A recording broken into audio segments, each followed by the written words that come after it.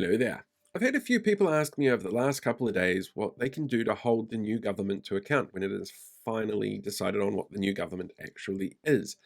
And I get it. People are scared, they're worried, they're really concerned about going backwards on some things or the harm that some of these policies could cause. And they want to make sure that they do everything in their power to stop those kind of negative effects. It makes perfect sense. So there are a few things that we can do, and unfortunately, there's no easy answer like taking a trek up Mount Doom and throwing a ring into a volcano to destroy the forces of Mordor. It just doesn't work that way.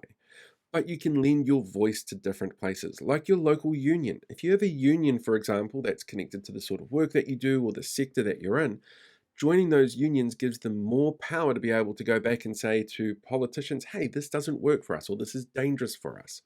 It gives them much more authority to be able to speak on your behalf because the more members they've got, the bigger voice that they are.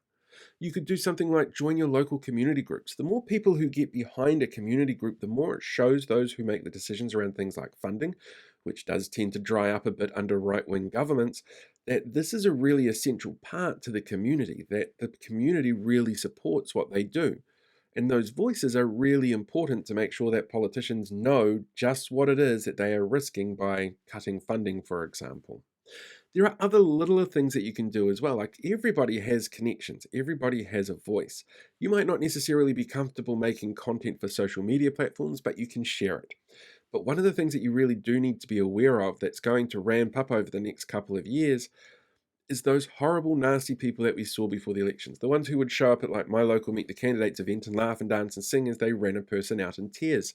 Those people have been emboldened by this election result and they are crowing about it in online social media spaces. So, if that's how you want to approach things, just be aware that that is a potential risk as well. And there is a lot of research out there about the detrimental effects of those kind of responses from those kind of people in an online space. The other thing that you can do, which is super simple, is know who your local MP is and how to contact them. They're going to get a lot of phone calls and messages and emails and stuff like that from constituents saying this is wrong. This shouldn't happen. And there'll be a number of reasons depending on what the issue is. But making sure your voice is heard and making sure you say what needs to be said is a really essential part of this. Overall, though, the most important thing that you can do is talk to people. Understand where they're coming from, but also know where you're coming from. Know what the effects are of policy choices or new laws that are coming into place or potential referenda on things like our founding document and how that will affect you and affect them.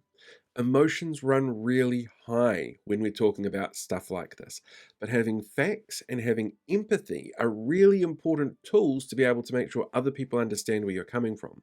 And when that happens, that's when you are most likely to be most effective in changing somebody's mind, seeing their perspective, and getting a better understanding of all of the big issues at hand.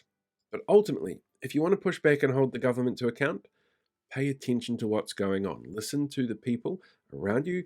Have a look at things like how the media represents everything, and don't forget to follow influencers and creators who talk about the things that are important to you.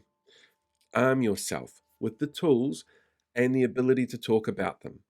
That's how you push back on a government.